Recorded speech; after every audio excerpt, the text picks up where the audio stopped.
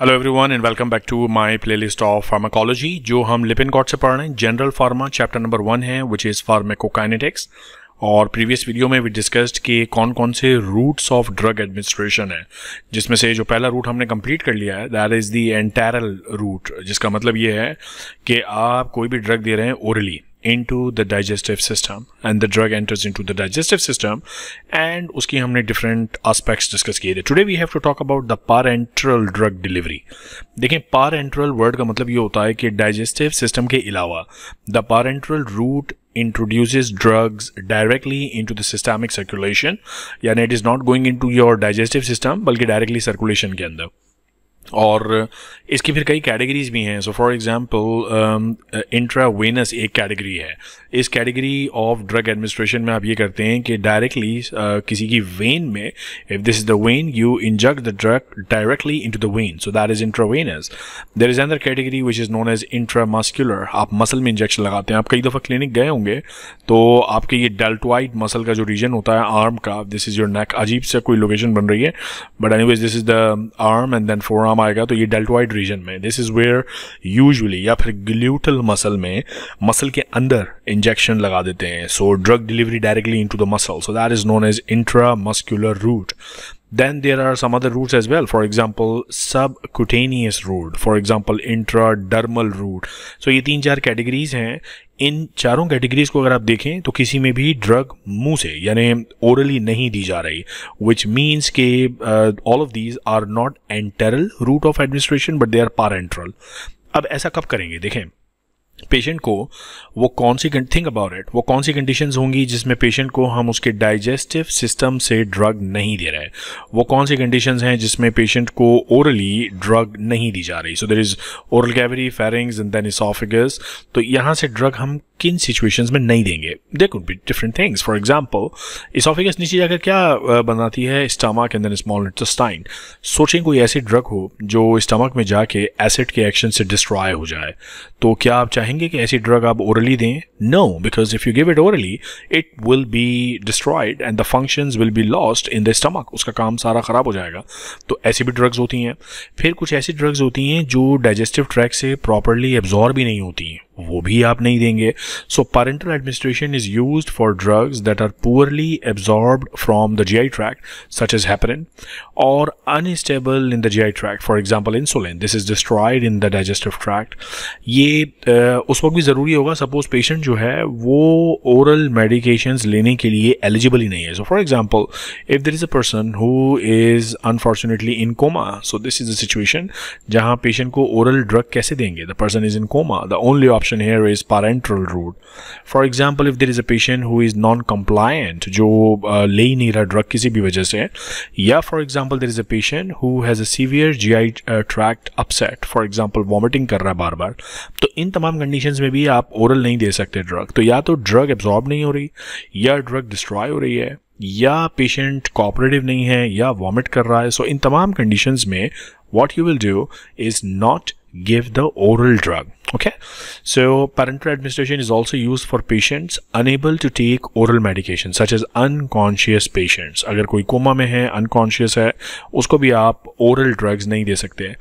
And in circumstances that require rapid onset of action, that's another very important point।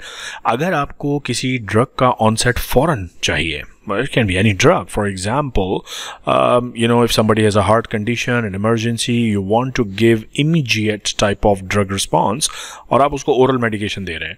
Oral medication takes time। ये जाना है इसने stomach में, stomach के बाद स्मॉल इंटेस्टाइन में, लार्ज इंटेस्टाइन में, फिर इसको एब्जॉर्ब होना है ब्लड के अंदर। एब्जॉर्ब होने के बाद it's gonna go into the circulation और फिर ये अपना इफेक्ट करेगी।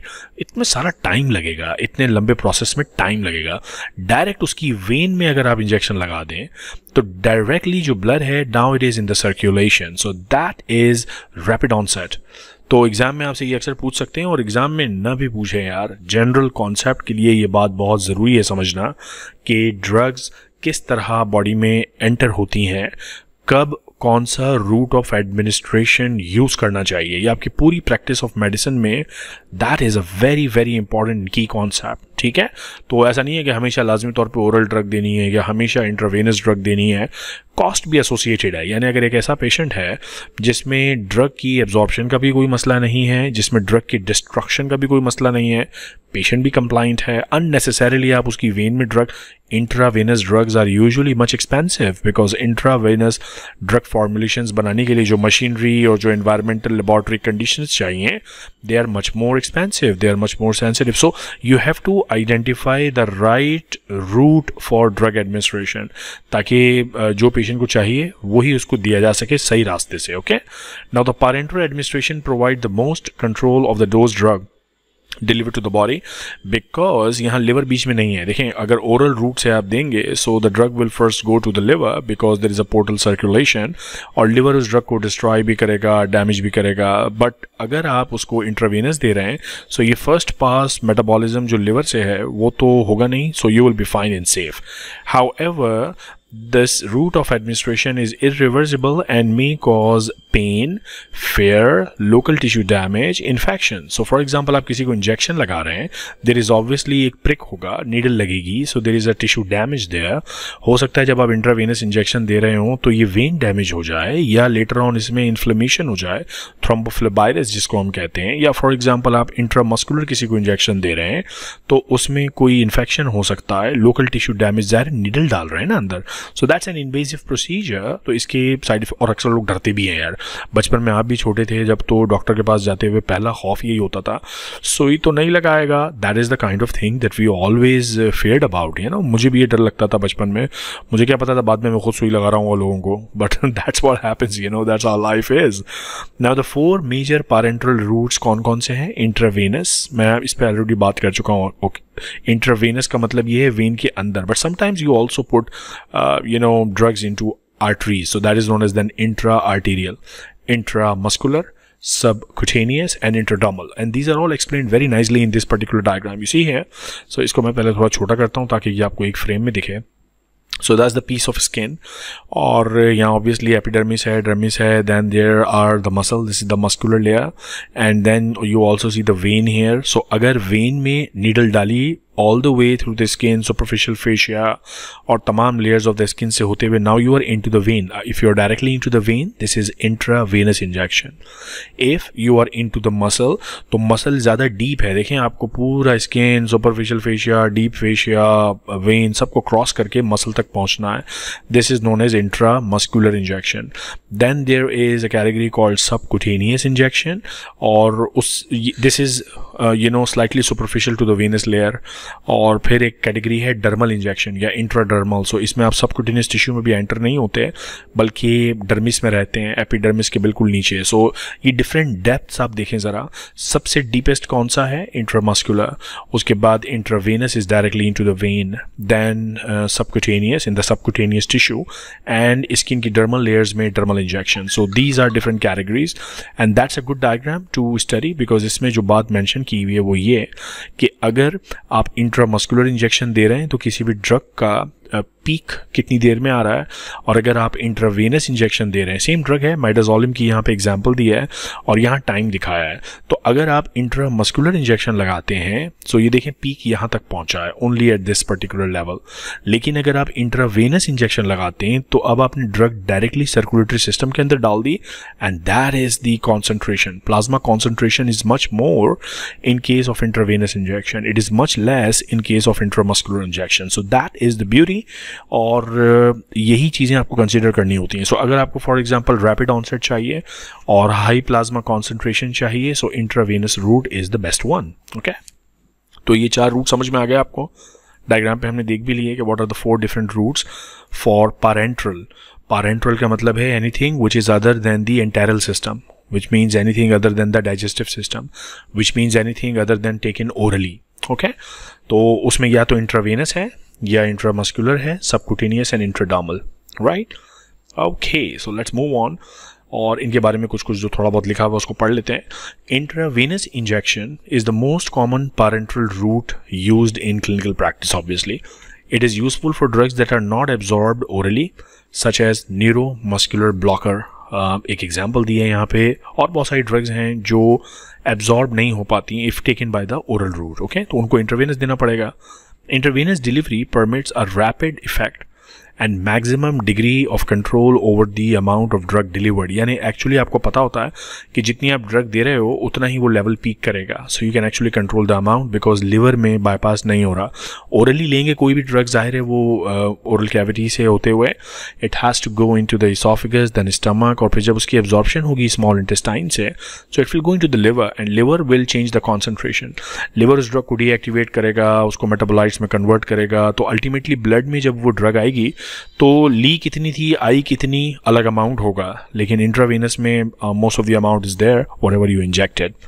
When injected as a bolus, bolus का मतलब ये होता है मेडिसिन में कि जब वन शॉट बिग डोज दे देते हैं एक ही साथ, the full amount of the drug is delivered to the systemic circulation almost immediately because there is no liver to bypass.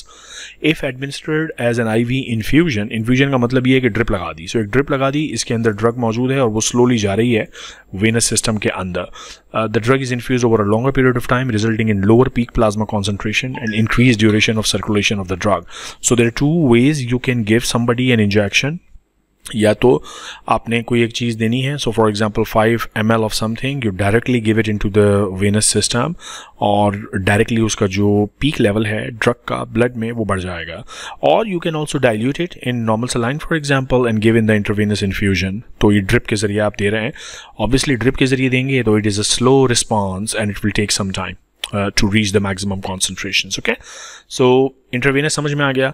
Now the intramuscular, दो मसल्स जो रूटीनली यूज़ होते हैं intramuscular injection के लिए, वो है एक आपका ये आर्म के साथ डेल्टॉइड और दूसरा your gluteus muscle. So gluteus muscle, upper lateral quadrant and deltoid. These are the two most commonly used muscles जिनमें, because ये बल्कि muscles हैं, बड़े muscles हैं, तो यहाँ पे easily injection जाता है, कम से कम tissue damage का chance होता है, और चूँकि muscles बड़े हैं तो absorption अच्छी हो जाती है drug की। Now drug administered intramuscularly can be in aqueous solution which are absorbed rapidly or in specialized depot preparation which are absorbed slowly. Depot preparations often consist of a suspension of the drug in non-aqueous vehicle, यानी कोई liquid water के अलावा होगा, such as polyethylene glycol. As the vehicle diffuses out of the muscle, the drug precipitates at the site of the injection, and the drug is then dissolved slowly, providing sustained dose over an extended interval. So intramuscular injection, number 1 ये muscle के अंदर देते हैं, और number 2 इससे आहिस्ता आहिस्ता करके drug release होती है, इमीडिएट इफेक्ट नहीं। ये डायग्राम पे अगर हम दोबारा चले ना, ये देखें, जब इंट्रावेनस इंजेक्शन दिया तो फौरन पीक, लेकिन जब इंट्रामस्कुलर इंजेक्शन दिया तो स्लो रिलीज और पीक भी कम है ना। Then the next parenteral route is the subcutaneous route. Like intramuscular injection, the subcutaneous injection provide absorption via simple diffusion. यानी आपने उस एरिया में ड्रग पहुंचा दी और अब वो डिफ्यूजन के जरिए डिफरेंट बॉडी पार्ट्स में फैल जाएगी। Subcutaneous injections minimize the risk of hemolysis or thrombosis associated with the intravenous injection. जाहिर है इंट्रावेनस इंजेक्शन में आप डायरेक्टली वेन के अंदर जा रहे हैं तो थ्रोम्बोसिस हो सकती है, हेमोलिसिस हो सकती है, later on there can be thromboangiitis और there can be phlebitis, inflammation of the blood vessels. लेकिन सबकुटेनियस में ऐसा कुछ नहीं है, बिकॉज सबकुटेनियस में आप एक्चुअली वेन में तो एंटर कर ही नहीं रहे ना, उसके बाहर हैं, तो जब वेन को छेड़ा ही नहीं है तो वेन की जो एसोसिएटेड कॉम्प्लिकेशंस हैं वो भी नहीं होंगी। Then this route should not be used with drugs that cause tissue irritation because severe pain and necrosis may occur. So अगर कोई ऐसी ड्रग है जो इरिटेशन करने के लिए नोन है, वो फिर इस रास्ते से नहीं देते। अदरवाइज होता ही है कि स्किन जो है ना नेक्रोज कर जाती है because of severe pain and thrombosis, necrose. So you have to choose the right amount of drug, यानी डोज आपने ठीक कैलकुलेट करना है, and the other thing is that you have to also choose the right route for drug delivery. वो भी आपको बताना चाहिए मैंने ये ड्रग देनी कैसे है। ऑब्वियसली आप ऑइंटमेंट जो स्किन पर टॉपिकल लगाते हैं ये आप ओरली तो नहीं देंगे, या बिल्कुल इसी तरह जो ड्रग इंट्रावेनस देनी है वो आप ऑइंटमेंट के तौर पे तो यूज़ नहीं करेंगे कि एम्प्यूल खोल लिया और उसमें से जो लिक्विड निकला वो स्किन पे लगा दो, ऐसा तो नहीं करेंगे। So you have to choose the right route, okay. Then the fourth category is the intradermal. Intradermal route involves injection into the dermis, which is very vascular skin layer, epidermis के बिल्कुल नीचे. Agents for diagnostic determination and desensitization are usually administered in this route. हम इसके बारे में पढ़ेंगे जब diagnostics की बात करेंगे फॉर डिफरेंट ड्रग्स, एग्जांपल के साथ बताएंगे। इस वक्त सिर्फ इतना याद रखें कि इंट्राडर्मल का मतलब है into the dermis which is this layer just below the epidermis. Okay right. अब इसमें ये भी इंपॉर्टेंट है कि आप लगा कैसे रहे हैं। देखें अगर आप नीडल को ना थोड़ा सा डीप कर देंगे तो आपने एम किया था डर्मिस को, लेकिन आप पहुंच जाएंगे यहाँ सबक्यूटेनियस लेयर में, और थोड़ा सा और डीप कर दिया तो you will pierce the blood vessel, और पियर्स कर दिया तो you will get into the muscle. So you have to control the depth of the injection that you are applying. Okay so that was all about the different routes जो हमने बात करी। Oral route की बात करी enteral और पिछली video में, और इस वीडियो में हमने अब तक बात करी parenteral route की। Now there are some other routes as well. For example, there is oral inhalation and nasal preparation. So oral ingestion एक अलग चीज़ है। देखें oral ingestion का मतलब ये है कि आप दवा को खाएंगे, जब खाएंगे तो वो मुंह में गई, फेरिंग्स में गई, इसोफेगस में गई, इसोफेगस के बाद स्टमक में गई। So it enters into the digestive system। लेकिन यहाँ हम बात कर रहे हैं oral inhalation की, आप inhale कर रहे हैं। both oral inhalation and nasal route, नाक में कोई आप particles ले रहे हैं, inhale कर रहे हैं। जैसे आप वेपर्स लेते हैं जब नाक बंद हो जाती है, अक्सर यू डू दिस ना, पानी गर्म करते हैं, वेपराइजर जैसे आजकल आ गए हैं। पुराने ज़माने में ये होता था पानी गर्म करते थे, उसके अंदर विक्स वगैरह डाल दिया और अपना मुंह यहाँ रख दिया, that is your beautiful face, उसके ऊपर तौलिया शौलिया डाल दिया इस तरह करके, तो ये वेपर्स यहाँ से निकल के आपकी नाक में जाते थे, रेस्पिरेटरी सिस्टम में जाते थे, और रेस्पिरेटरी सिस्टम मज़ेदार हो जाता था, खुल जाता था। अब तो खैर वेपराइजर्स आते हैं, मशीन्स आती हैं, but this is what we used to do in old days. तो इस सिनेरियो में आपकी मुंह से भी इनहेलेशन हो सकती है और नोज से भी हो सकती है।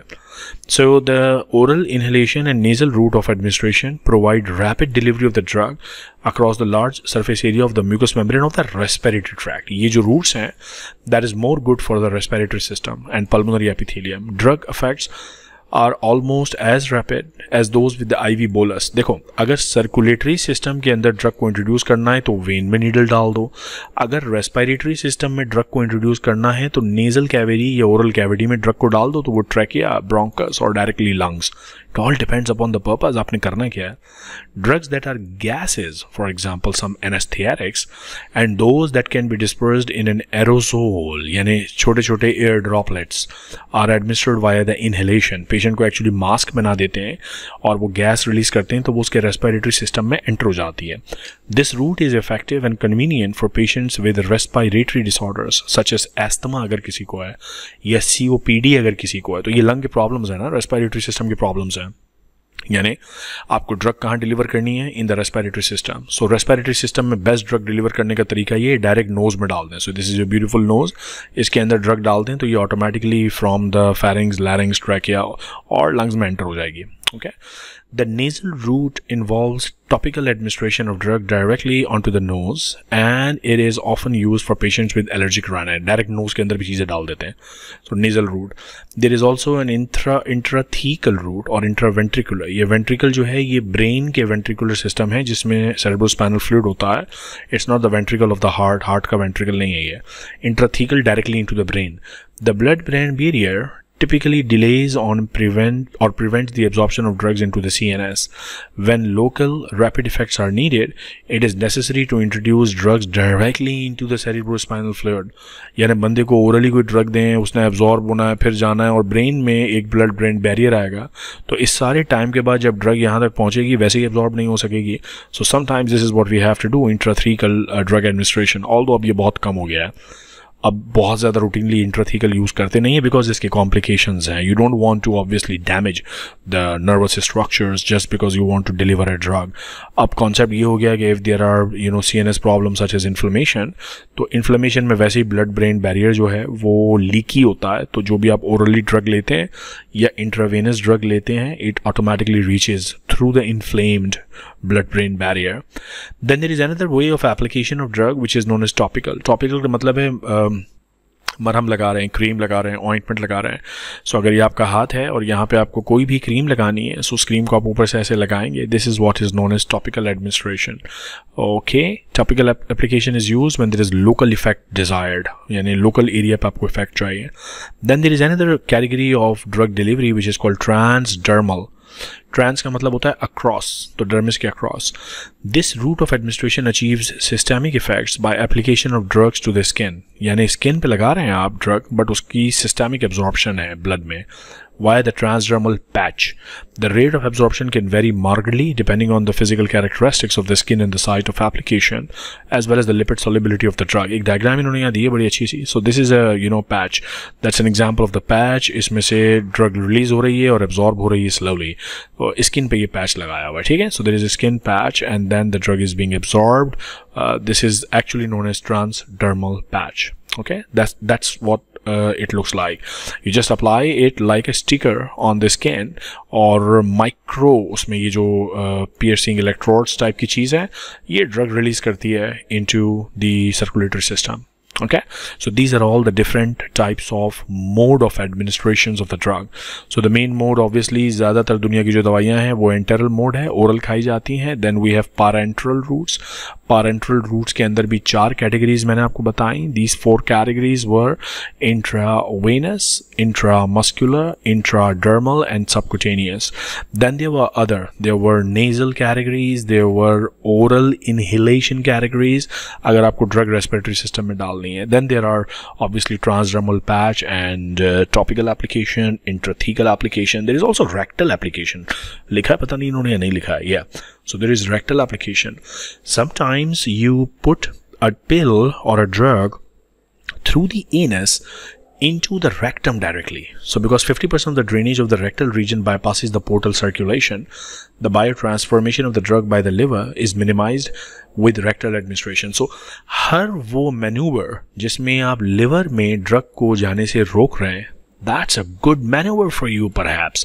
अगर आपको ज़्यादा concentration चाहिए blood में, sometimes liver में भेजना भी ज़रूरी होता है, but if you don't want that, then think of a thing जो liver को bypass करे. For example, intravenous अगर आप use कर रहे हैं modality, so it bypasses liver, so it reaches very very high concentration very very rapidly.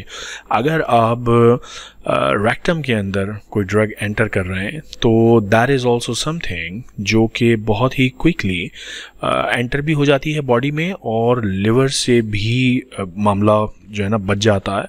So rectal administration is good in some cases. Then the rectal route has additional advantage of preventing destruction of the drug in the GI environment, क्योंकि जब आप oral drug लेते हैं so it goes into the stomach and gets destroyed. लेकिन अगर आप rectum में drug डाल रहे हैं तो ये stomach का damage भी HCl वगैरह का ख़त्म हो गया. This route is also useful if the drug induces vomiting when given orally, because यहाँ तो आप vomiting की कहानी नहीं है, vomiting तो ऊपर से अगर कोई drug लेंगे तब मसला है. So I mean these are the different scenarios जिसमें rectal drug administration can be the choice. Even the rectal drug can be given if a person is unconscious. Unconscious patient को आप ये नहीं बोल सकते कि मुंह खोलो दवाई खाओ, लेकिन उसके anus के थ्रू rectum में drug डाली जा सकती है. Rectal absorption is often erratic and incomplete and many drugs irritate the rectal mucosa. That's a disadvantage.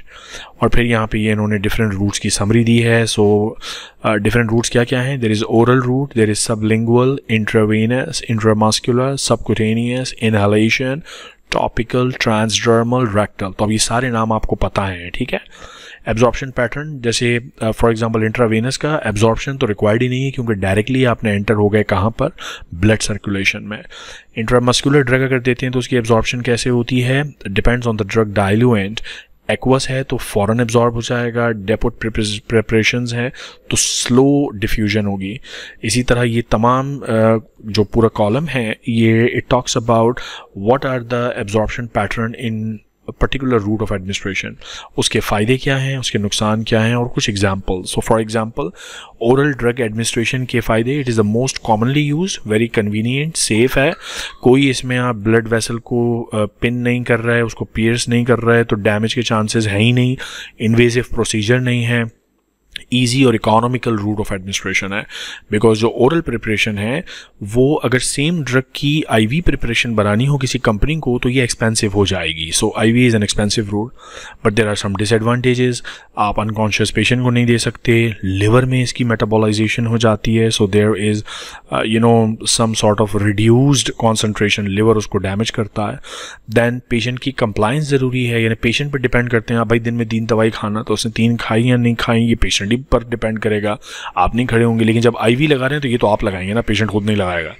और फिर ड्रग्स, 2 एग्जांपल्स इन्होंने दी हैं, but there are so many examples जो एक्चुअली ओरल हम लेते हैं, ठीक है, sublingual. So go through this chart and try to understand जो अब तक हमने डिस्कस किया है वो सब यहाँ पे लिखा हुआ है। Okay, now the next heading, actually अभी तक हम बात कर रहे थे कि ड्रग लेनी कैसे है। आइदर आप लेते हैं ओरल रूट से या इंट्रावेनस या इंट्रामस्कुलर या whatever. Now we have to talk about how the drugs are absorbed in the body. Absorption of the drug का बेसिकली मतलब ये है कि आपने जिस भी रूट से ड्रग दी है, चाहे वो ओरल रूट से आपने ड्रग दी है या इंट्रावेनस या व्हाटएवर द रूट, तो जिस साइट पे ड्रग पहुंची है वहाँ से वो ब्लड स्ट्रीम में, यानी ब्लड तक, सर्कुलेशन तक जो पहुंच रही है, that is called absorption. So for example अगर आपने आईवी रूट इस्तेमाल किया है तब तो आप डायरेक्टली इनटू द वेन जो भी ड्रग है वो एडमिनिस्टर कर रहे हैं, so all of it immediately comes into the blood. लेकिन अगर आप oral route यूज़ कर रहे हैं तो it will go down in the esophagus, then the stomach और small intestine में, और फिर it is going to go into the liver, और ये जो लिवर में एंटर हो रही है इसको हम बेसिकली कहते हैं फर्स्ट पास मेटाबॉलिज्म। अब ये जो लिवर है ये उस ड्रग को ऑब्वियसली मेटाबोलाइज करेगा, डिफरेंट मेटाबोलाइट्स में कन्वर्ट करेगा, तो एब्जॉर्ब होकर जो ड्रग अल्टीमेटली लिवर से प्रोसेस होकर ब्लड में पहुंचेगी उसकी एक्चुअली क्वांटिटी कम होगी जितनी आपने क्वांटिटी खाई थी। लेकिन इंट्रावेनस में आप जितनी क्वांटिटी डाल रहे हैं वो डायरेक्टली सारी की सारी ब्लड में आ रही है। So that's the concept of absorption. और ये जो एब्जॉर्प्शन का रेट है depends upon so many things कि आपने कौन सा रूट यूज़ किया है। फॉर एग्जांपल मैंने आपको बताया ना कि अगर आप इंट्रावेनस रूट यूज़ कर रहे हैं तो 100% of the drug is in the circulatory system immediately. So फॉरन आपके पास सारी की सारी drug directly into the circulatory system. लेकिन अगर आप ओरल रूट यूज़ कर रहे हैं तो आपका डोज, आपने अगर फॉर एग्जांपल 100 मिलीग्राम किसी ड्रग का लिया था और वो लिवर से होते हुए एब्जॉर्ब होकर ब्लड में अब वो पहुंचा है 70 मिलीग्राम, तो एक्चुअली आपने 30 मिलीग्राम लूज़ किया है ना, विच बेसिकली मीन्स कि अब आपका 30% जो है वो लॉस हो गया ड्रग का डोज, और अवेलेबल कितनी है सिर्फ drug 70% of the amount that you took. So if you took 100 mg then now you only have in your blood about 70 mg. So there are several things which affect the absorption of the drug. Drug की quality क्या है, quantity कितनी है, कौन से रास्ते से drug दी है, all these are important, ठीक है। So mechanism of absorption of the drugs जो है वो किस तरह से absorb होती हैं, there are 3 or 4 mechanisms जो आपको पता होने चाहिए, they're very easy to understand.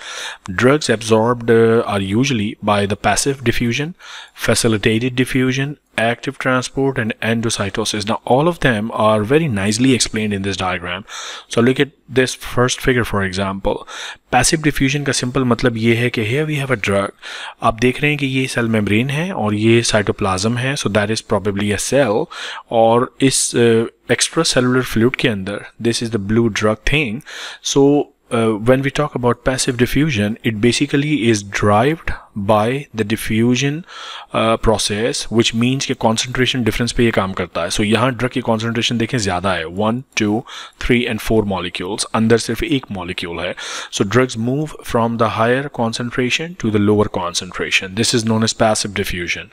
This is also another example। अब ये उन drugs के लिए है which are lipid soluble. Lipid soluble drugs जो हैं वो through the cell membrane lipid bilayer directly गुजर जाती हैं, और जो water soluble drugs होती हैं वो water pores होते हैं सेल मेम्ब्रेन में, उनसे गुजरती हैं। लेकिन लिपिड सॉल्युबल हों या वाटर सॉल्युबल हों, इन दोनों ही केसेस में व्हाट बेसिकली हैपेंस कि from the higher concentration to the lower concentration drug की मूवमेंट है, and this movement is known as passive diffusion. So this is how drugs are absorbed. एक mechanism ये है। दूसरा मैकेनिज्म कहलाता है फैसिलिटेटेड डिफ्यूजन। है ये भी डिफ्यूजन, यानी इसमें भी drugs from the higher concentration to the lower concentration move करेंगी, लेकिन ये डायरेक्टली ऐसे सेल मेम्ब्रेन से क्रॉस नहीं करेंगी या कोई एक सिंपल पोर होगा उसमें से गुजर नहीं जाएंगी। They will need a transporter, they will need a receptor. तो ये ड्रग फॉर एग्जांपल इस रिसेप्टर पे बाइंड होगी और ये रिसेप्टर उस ड्रग को अंदर सेल के पहुंचाएगा। अगर मामला ये है तो इसे हम कहते हैं फैसिलिटेटेड डिफ्यूजन, क्योंकि यहाँ रिसेप्टर ने फैसिलिटेट किया है इस डिफ्यूजन को। यहाँ तो खुला खाता था ना, डायरेक्टली बस ऐसे गुजर गया, डायरेक्ट गुजर गया। यहाँ ऐसे खुला खाता नहीं है। Okay, So drugs can be absorbed either by passive diffusion or by facilitated diffusion. Another category is the active transport. Active transport में थोड़ा diffusion से मामला different इस तरह है. Diffusion में हम बात कर रहे थे from higher concentration to lower concentration drug move करेगी, लेकिन active transport में इसका reverse है. अब देखें ये अगर extracellular fluid है और ये सेल का साइटोप्लाज्म है तो यहाँ concentration drug की ज़्यादा है, बाहर कम है, लेकिन फिर भी ये जो ड्रग है ये from the low concentration to the high concentration move कर रही है. लेकिन ऐसा करने में फिर ATP यूज होता है, तो इसे हम कहते हैं active transport. So active transport में drugs move from the area of lower concentration to the area of higher concentration but by using ATP. Then there is another category called endocytosis. इसमें बाकायदा इंगल्फ की जाती है drug, particularly large molecule drugs, और इससे एक vacuole सा बन जाता है. So that is endocytosis. तो ये 4 तरह की कैटेगरीज हैं जो आपने याद रखनी है, और ये सिंपल टू अंडरस्टैंड है अगर आपने मेरे फिजियोलॉजी के लेक्चर्स पर्टिकुलरली देखे हुए हैं. So passive diffusion, for example, the driving force here is the concentration gradient from the higher concentration to the lower concentration. In other words, the drug moves from an area of high concentration to one of the area of low concentration. Passive diffusion does not involve a carrier. इसमें कोई receptor carrier involved नहीं होता.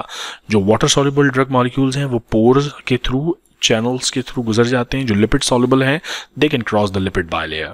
फिर facilitated diffusion में there is a carrier protein involved and the movement is still from the area of higher concentration to the area of lower concentration. Then active transport में ATP is used and the movement is from the low concentration to the high concentration, जैसा अभी हमने diagram में देखा. Endocytosis and endocytosis मतलब cell के अंदर drug को लेना, एक्सोसाइटोसिस मतलब बाहर निकालना. This type of absorption is used to transport the drugs of exceptionally large sizes, तो और particularly vitamins जैसे हैं vitamin B12, norepinephrine. So these are very large molecules, so they are actually engulfed by the cells. Okay. अब what are the factors which influence the process of absorption? ये जो हमने सारी बात की है ना कि ड्रग्स किस तरह, देखें ड्रग्स आर केमिकल मॉलिक्यूल्स, तो ये डिपेंड करता है बहुत सारी चीज़ों पर. फॉर एग्जांपल आसान चीज़ें पहले बता देता हूँ. So it really depends upon कि उस एरिया का ब्लड फ्लो कैसा है. सो फॉर एग्जांपल स्टमक में एक ड्रग है और एक ड्रग स्मॉल इंटेस्टाइन में है. So small intestine is obviously much more supplied with the blood. So intestines receive much more blood as compare to the stomach. इसलिए चूंकि ब्लड सप्लाई यहाँ ज़्यादा है, एब्जॉर्प्शन ऑफ द ड्रग भी यहीं ज़्यादा होगी स्टमक के मुकाबले में. So it depends on the blood flow, it depends upon the total surface area. जितना ज़्यादा सरफेस एरिया अवेलेबल होगा उतनी एब्जॉर्प्शन ज़्यादा होगी. The contact time, if a drug moves through the GI tract very very quickly तो उसको absorb होने का टाइम कम मिलेगा, लेकिन अगर कोई ड्रग स्टे करती है बहुत देर तक स्मॉल इंटेस्टाइन में तो it will be absorbed better. Then expression of P glycoprotein जो है ना, ये एक जादुई चीज़ है. सपोज ये सेल है और इसमें ये है पी ग्लाइकोप्रोटीन, एक प्रोटीन. इसका काम ये होता है कि ये ड्रग मॉलिक्यूल को निकाल कर सेल से बाहर फेंक देगा. सो अगर पी ग्लाइकोप्रोटीन्स बहुत ज़्यादा एक्सप्रेस हो रहे हैं, किसी सेल के पास पी ग्लाइकोप्रोटीन के जो रिसेप्टर्स हैं वो बहुत ज़्यादा हैं, तो इस सेल में ड्रग मॉलिक्यूल टिकेगा ही नहीं. जैसे ड्रग अंदर एब्जॉर्ब होगी वापस out of the cell, out of the cell, out of the cell. So it pumps the drugs out of the cell. Therefore, in the area where there is high expression of P glycoprotein, the drug absorption is reduced. ये point आपने याद रखना है, ठीक है. सो P glyco, तो ये तमाम फैक्टर्स हैं जिस पे डिपेंड करता है कि ड्रग कितनी एब्जॉर्ब होगी. ज़्यादा ब्लड सप्लाई है तो ज़्यादा. अच्छा, फिर ये भी आपको पता होना चाहिए कि many drugs are either weak acids or weak bases. Acids का मतलब ये है कि any compound which can give hydrogen ion, and then base is anything which can actually accept hydrogen ion. And the thing that you have to remember कि the drug passes through the membrane more readily if it is uncharged. यानी अगर आप acid की बात करें, so this is the molecule which will be absorbed quickly. और अगर आप बेस की बात करें, so this is the molecule because इसने जब हाइड्रोजन ले लिया now it becomes charged. और एसिड जब ब्रेकअप हो गया हाइड्रोजन आयन में तो it becomes charged. So uncharged जो स्टफ है it is absorbed more rapidly. That is the point that you have to remember. Okay. Right. And then there is a concept of pKa value. ये हम पढ़ेंगे pharmaco kinetics में आगे और dynamics में भी इसको हम टच करेंगे, बट इस वक्त सिर्फ इतना याद रखें कि अगर ड्रग की pKa वैल्यू लो है, so any compound which is in the ionic form has this pKa value.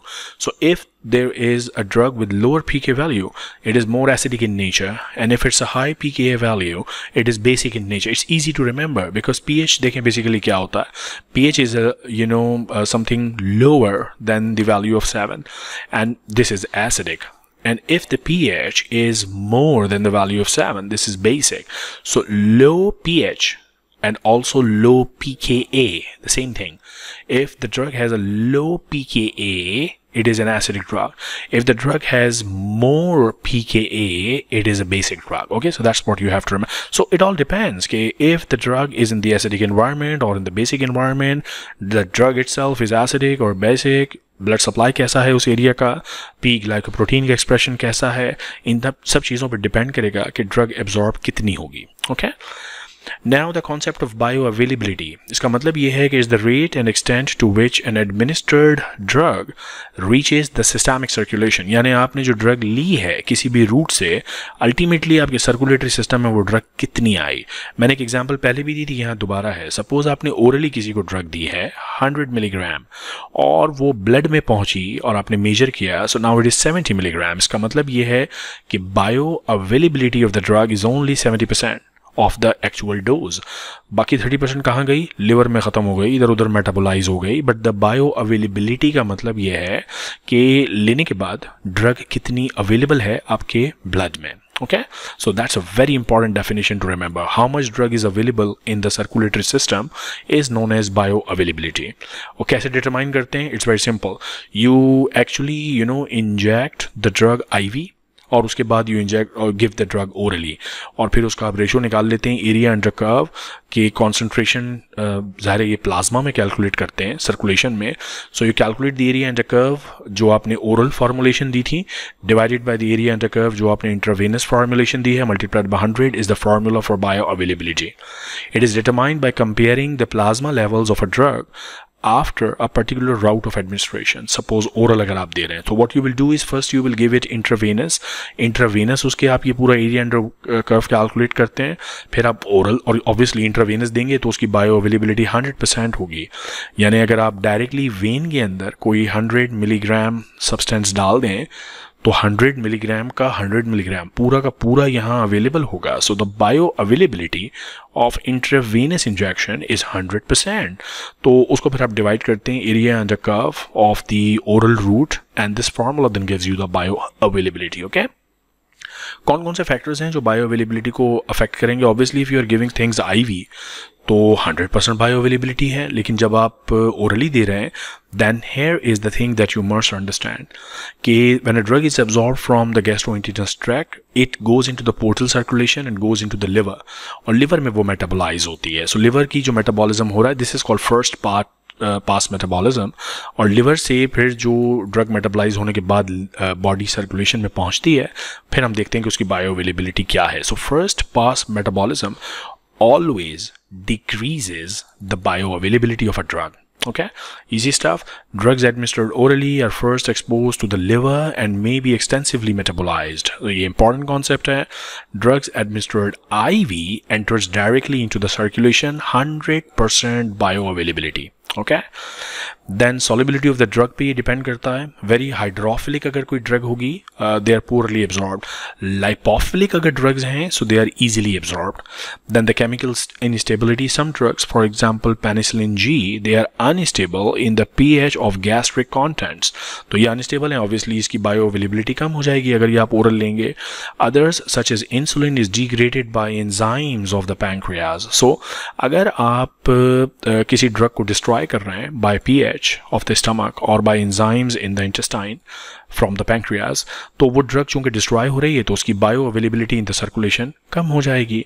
Nature of the drug formulation, drug absorption may be altered by factors unrelated to the chemistry of the drug. For example particle size, salt formation, crystal polymorphism, enteric coating, all these things can affect. So there are so many things which affect the bioavailability of the drug. The point is कि आप drug ले कितनी रहे हो और ultimately आपके पूरे circulation में वो ड्रग है कितनी. This is bioavailability concept. Okay, then the last concept that I have to discuss for today's video is the bioequivalence concept. इसका क्या मतलब है? The two drug formulations are bioequivalent if they show comparable bioavailability in similar times to achieve so for example if this is person 1 और person A and that is person B. Okay, अब आपने एक दो अलग अलग drug formulations हैं. The drug formulation is called formulation number 1 and this is called formulation number 2.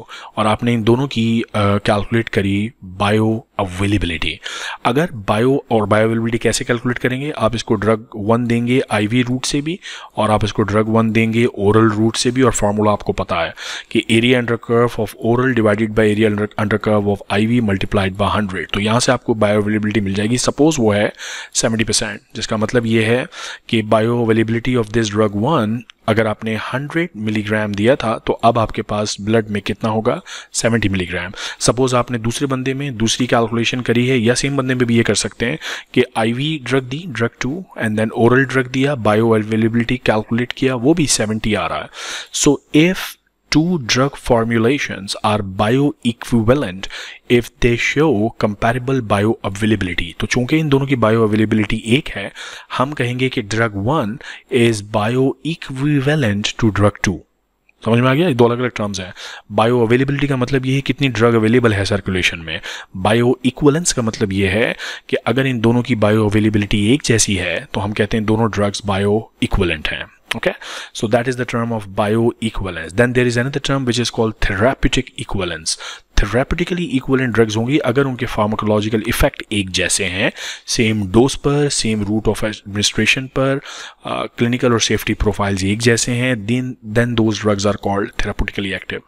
अगर bioequivalence active एक जैसी है दोनों ड्रग्स की, यानी अवेलेबिलिटी एक जैसी है, bioavailability of both drugs is same, then the drugs are called bioequivalent. Okay, if they have similar therapeutic action then they are called therapeutically equivalent. So thus therapeutic equivalence requires that the drug produces products are bioequivalent and pharmaceutically relevant, equivalent as well. Confusing terminologies. आसान तरीका इसको याद रखने का ये है, first try to understand what is bioavailability, then try to understand if there is drug 1 and there is drug 2. इन दोनों का bioavailability एक जैसा है, so इसके लिए हम word use करते हैं bioequivalence.